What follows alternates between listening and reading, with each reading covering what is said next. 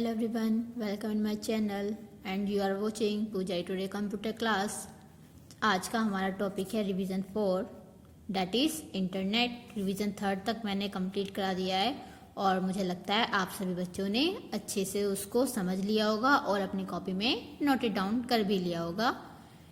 Paper आने ही वाले हैं, दिसंबर ख़त्म भी हो जाएगा क्योंकि स्टार्ट तो हो ही गया, ये कब एंड हो जाए पता भी नहीं चलेगा। जनवरी पास हमारे पास टाइम है, मोस्ट प्रोबेबली फरवरी में तो पेपर हो ही जाते हैं, लेकिन इस बार देखते हैं पेपर कब होंगे। लेकिन हमें जितना टाइम मिल रहा है उतनी हमें तैयारी अपनी बिल्कुल बेस्ट करके चलनी है। चलिए स्टार्ट करते हैं। पेंसिल पेन जो भी है निकाल कर रखिए, अपने कॉपी पर नोट इट डाउन करते रहिए या टिक लगाते रहिए। First question is internet protocol is. Internet protocol होता क्या है? तो देखो मैंने प्रोटोकॉल क्या बताया था, सेट ऑफ रूल्स होता है। तो हार्डवेयर हमारा होगा नहीं, पेरिफेरल डिवाइस भी नहीं है, ब्राउजर भी नहीं है, हमारा क्या है ये ग्रुप ऑफ रूल्स। हमें क्या है कुछ रूल्स फॉलो करने होते हैं, दैट इज योर प्रोटोकॉल। तो इसलिए internet protocol is a group of rules. Now second question, which is not internet services. इसमें से कौन सी इंटरनेट सर्विस नहीं है, मीन्स कौन सी ऐसी सर्विस है जो इंटरनेट के थ्रू नहीं होती। तो देखो ईमेल अच्छे से जानते हो होती है, न्यूज आजकल न्यूज भी इंटरनेट सर्विस का पार्ट है, चैट भी इंटरनेट सर्विस का पार्ट है, बट जो पोस्टल मेल है वो इंटरनेट सर्विस का पार्ट नहीं है। पोस्टल मतलब जब हम किसी को लेटर वगैरह सेंड करते हैं, तो इसका आंसर क्या आएगा, पोस्टल सर्विस। पोस्टल सर्विस किसका पार्ट नहीं है, इंटरनेट सर्विसेज का। ठीक है। Now third question, which of the following is internet service provider. बहुत ही इजी क्वेश्चन है, इंटरनेट में से बहुत इजी क्वेश्चन आते हैं मल्टीपल चॉइस में। आपको मैं अगर तैयार भी नहीं कराती ना तो भी कर लेते, अब बिना मेरे को सोचना पड़ रहा था कहाँ से क्वेश्चन निकालूं। तो देखिए which of the following is internet service provider कौन सी है, तो ISP, सिंपल, इसका आंसर ये रहा। ठीक है, फुल फॉर्म दे दी एक तरीके से, कौन सा है आपका ISP, इंटरनेट सर्विस प्रोवाइडर। ये क्या है आपकी इंटरनेट सर्विस जो आपको प्रोवाइड कराती है। फिर व्हाट इज वेब ब्राउजर। ठीक है, इनमें से वेब ब्राउजर क्या है, हार्डवेयर पार्ट है, नो हार्डवेयर पार्ट तो हो ही नहीं सकता। इंटरनेट डिवाइस, नो वो भी नहीं हो सकता, हार्डवेयर पार्ट है। वेब ब्राउजर क्या है आपका, सॉफ्टवेयर प्रोग्राम। ठीक है, ये आपका एक सॉफ्टवेयर प्रोग्राम है जो आपका क्या करता है, एक काम करता है। अच्छा यहाँ पे उन्होंने ये एप्लीकेशन सॉफ्टवेयर गलत दे रखा है ऑप्शन में। ठीक है, एप्लीकेशन सॉफ्टवेयर नहीं आया क्योंकि ये कैटेगरी इसी के अंदर ही आती है। ठीक है, आपके 2 टाइप्स के सॉफ्टवेयर होते हैं ना, सिस्टम सॉफ्टवेयर, एप्लीकेशन सॉफ्टवेयर। तो एप्लीकेशन सॉफ्टवेयर में ये सिस्टम सॉफ्टवेयर इसी का पार्ट है, तो ये ऑप्शन आपका गलत है। आपका क्या आएगा, सॉफ्टवेयर प्रोग्राम। ठीक है, वेरी छोटा, मेरे को बस ये 4 ही क्वेश्चन मिल पाए, उससे ज्यादा क्वेश्चन मेरे को नहीं मिले, तो आप ये 4 ही कर लीजिए और मैक्सिमम जितने हो सकते हैं हम देख लेंगे। फिलहाल तो इसमें बहुत ईजी क्वेश्चन आते हैं वेरी शॉर्ट में, तो कोई टेंशन लेने वाली बात नहीं है, आराम से हो जाएगा। ठीक है, फिर discuss the search engine, very short में। सर्च इंजन मैंने आपको बहुत अच्छे से बताया हुआ है। It is a facility which allows us to navigate various sites available in www by simply stating its name.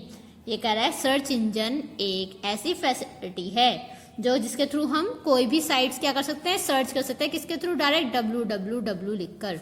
जैसे इसका एग्जांपल की अगर मैं बात करूं, सर्च इंजन जहां पर आप कोई भी साइट सर्च करते हो इन सिंपल लैंग्वेज। ठीक है, जैसे गूगल, आप क्या करते हो गूगल पे, सिंपली टाइप करते हो जो भी आपको साइट सर्च करनी है www करके और वो आपको सर्च कर देता है। याहू, ये क्या है आपके सर्च इंजन है। ठीक, सर्च इंजन के एग्जांपल है, सर्च मतलब खोज करना, तो एक इंजन तो मतलब एक ही ऐसी फैसिलिटी है by which you can search your website by spelling its name. इसका नाम लिखकर, मतलब वेबसाइट पे चाहे www ना डालो, सिंपली आप उसका नाम लिख दो। जैसे मिंत्रा डाल दिया, अमेजोन डाल दिया, तो डायरेक्ट क्या करेगा, आपको उस वेबसाइट को ओपन करके दिखा देगा। तो that is your search engine, तो उसको हम क्या कहते हैं, सर्च इंजन कहते हैं। ठीक, now second question is what is web browser. देखिए वेब ब्राउजर मैंने आप ना 6, 7, 8 से, आई थिंक 7 से तो पढ़ते ही आ रहे हैं, 7, 8 से इंटरनेट के बारे में चाहे थोड़ा थोड़ा पढ़ें पर आप पढ़ते आ रहे हैं। वेब ब्राउजर होता क्या है, अ वेब ब्राउजर, ठीक है, is a software application for accessing information on the world wide web. Means वो सॉफ्टवेयर, ये आपके एप्लीकेशन सॉफ्टवेयर होते हैं। एप्लीकेशन सॉफ्टवेयर कौन से होते हैं, जो किसी पर्टिकुलर काम को करने के लिए यूज किए जाते हैं। ठीक है, वो आपके क्या होते हैं, एप्लीकेशन सॉफ्टवेयर होते हैं। जब मैंने सॉफ्टवेयर वाला आपको पार्ट पढ़ाया था तब बताया था मैंने कि एप्लीकेशन सॉफ्टवेयर होते क्या हैं। तो वेब ब्राउजर आपका एक एप्लीकेशन सॉफ्टवेयर है जिसके थ्रू आप क्या एक्सेस करते हो, इंटरनेट एक्सेस करते हो। जब तक आपके पास आपके फोन में एप्लीकेशन सॉफ्टवेयर या फिर वेब ब्राउजर नहीं होगा तब तक आप क्या नहीं कर सकते, आप इंटरनेट यूज या फिर उसकी सर्विसेज नहीं ले सकते, आप एक्सेस नहीं कर सकते। जैसे एग्जांपल आपका गूगल क्रोम, ठीक है, आप इसी ऑप्शन आइकन पे प्रेस करते हो, आपका क्या हो गया, मोजिला, इंटरनेट एक्सप्लोरर, और एक आता था नेटस्केप नेविगेटर। नेटस्केप नेविगेटर आपका पहला ब्राउजर था, याद रखिएगा, नेटस्केप नेविगेटर, ठीक है। क्वेश्चन अगर पूछा जाए तो वेब ब्राउजर आपका क्या है, सिंपली आपका एक एप्लीकेशन सॉफ्टवेयर है जिसके through by which you can access the internet on the world wide, means access the information on the world wide, पूरे एज उसमें आप क्या कर सकते हैं, इंफॉर्मेशन को एक्सेस कर सकते हैं।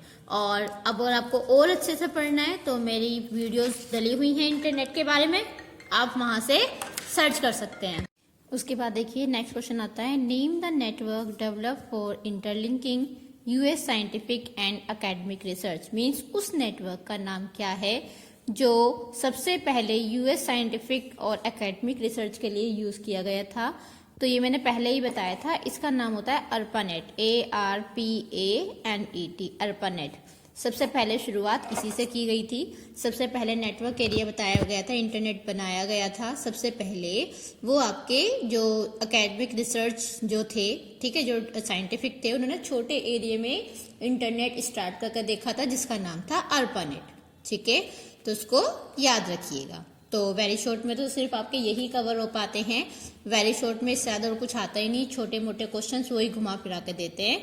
तो आप जितना डीप में पढ़ लेंगे आपके लिए उतना बेटर है। लॉन्ग क्वेश्चन आप कवर अप करेंगे तो उसमें से ही हो जाते हैं। चलिए अब नेक्स्ट क्वेश्चन आते हैं शॉर्ट क्वेश्चंस। शॉर्ट क्वेश्चंस इसमें से हमारे बनते हैं, शॉर्ट नोट आ जाता है, ठीक है। ये आपके 3 मार्क्स का और 4 मार्क्स का आता है जो शॉर्ट क्वेश्चन होते हैं। शॉर्ट क्वेश्चन में सबसे पहले हम बात करेंगे, describe the features and application of internet. Means email के फीचर्स क्या हैं और क्या मतलब क्यों यूज करते हैं। एप्लीकेशन एरिया, एप्लीकेशन जब भी आपसे कहेंगे तो आप उसके बारे में बताएंगे कि हम क्यों यूज करते हैं, क्या इसके यूजेस हैं। एप्लीकेशन का मीनिंग ही यही होता है, ठीक। और इस बार देखिए यही क्वेश्चन घुमा के पूछा गया, व्हाट इज ईमेल। ईमेल होता क्या है, why it is popular nowadays, और ये पॉपुलर क्यों है। ये 2020 में पूछा गया। इस बार जिन बच्चों ने पेपर दिया था उन बच्चों से ये क्वेश्चन पूछा गया था, ठीक है। तो अगर आपको ईमेल के बारे में पता है तो आप क्या करेंगे, ईमेल के बारे में लिखेंगे, ठीक। ईमेल पहले, सबसे पहले उसकी फुल फॉर्म क्या होती है आपको पता ही है, इलेक्ट्रॉनिक मेल, ठीक है। इलेक्ट्रॉनिक मेल इसकी क्या होती है, फुल फॉर्म होती है, ठीक। इट कंसिस्ट 2 पार्ट्स, 2 पार्ट्स इसमें होते हैं। एक तो क्या होता है इसमें, यूजर आईडी, ठीक, यूजर आईडी होती है, यूजर आईडी की हमें रिक्वायरमेंट होती है। और एक क्या होता है, डोमेन। अब डोमेन मैंने आपको बता रखा है डोमेन होता क्या है। देखो पहले बात करेंगे हम यूजर आईडी की। Every person with an email address for user identification for some short. User ID क्या होती है, हर पर्सन की एक अपनी एक आईडी होती है, यूनिक आईडी होती है, जिससे हमें ईमेल ये पता चल जाता है कि उस बंदे की ऑथराइजेशन, मीन्स उसका नाम क्या है, ठीक है। आपने जैसे जीमेल का अकाउंट होता है, यहाँ तक कि एफबी पर यूज करते हो या कोई भी साइट है, वो आपसे यूजर आईडी पासवर्ड करवाता है, तो एक आपकी आइडेंटिफिकेशन होती है, ठीक। अब बात करें डोमेन की। Every email address has 1 domain name. हर एक एड्रेस का एक डोमेन नेम होगा। जैसे आपने सपोज आईडी बनाई, कोई भी है, XYZ कोई नाम है, @gmail.com। तो ये gmail.com लिखा हुआ है, मीन्स किस वेबसाइट पर आपकी आईडी है, that is your domain name. इसलिए कहा गया है कि हर साइट का, हर ईमेल एड्रेस का अपना एक क्या होता है, डोमेन नेम होता है। तो इसको हम क्या कहते हैं, डोमेन नेम। डोमेन नेम कुछ भी हो सकता है, जैसे yahoo.in, ठीक है। हम अपने RG कॉलेज की बात करें, rg.com या rg.in, rg, ठीक, वो आपका क्या हो गया, डोमेन नेम हो गया। हमेशा ये 2 पार्ट में डिवाइड होता है आपका एड्रेस। एक तो होता है आपका यूजर नेम, ठीक है, ये आपका यूजर नेम हुआ, फिर @ सिंबल क्या करता है, डोमेन नेम को और यूजर नेम को सेपरेट करता है। ये जो gmail.com है या याहू है या फेसबुक है, कुछ भी है, यहाँ तक कि Amazon. जैसे आप अमेजोन पे जब कोई चीज प्रोडक्ट खरीदते हो तो आपने देखा होगा वो आपसे क्या कराता है, वो आपसे पहले रजिस्ट्रेशन कराता है, आपको एक आईडी प्रोवाइड कराता है। जब आपकी आईडी प्रोवाइड हो जाती है तो @amazon.com, ठीक है, डेट मीन्स वो क्या है, आपका डोमेन नेम है। तो सिंपली अगर डोमेन नेम की बात करें, every email address has one domain name. Clear? तो आप यूजर आईडी के बारे में और डोमेन के बारे में डीपली और अपने वर्ड्स में अच्छे से आप लिख सकते हैं। मैं तो आपको सिर्फ क्या कर रही हूँ, ओवरव्यू बता रही हूँ, क्योंकि जो मैंने कवर अप कराने थे टॉपिक्स वो मैं आपको करा चुकी हूँ। फिर बात करें इसके फीचर्स की, तो फीचर्स तो आप पता ही है आपको, email is the most common facility of internet, आपकी कॉमन फैसिलिटी है by which you can transfer your files, music files, videos in a few second. आप क्या कर सकते हो, अपनी फाइल्स को, ठीक है, इजीली एक पॉइंट से दूसरे पॉइंट पर, मतलब एक सिस्टम से दूसरे को क्या कर सकते हैं, ट्रांसफर कर सकते हैं। You can get email by sine up website. पहले क्या कर सकते हो, देखो आपके पास कोई भी मेल आती है, आप उस पर लॉग इन करते हो तभी आपके पास मेल आती है।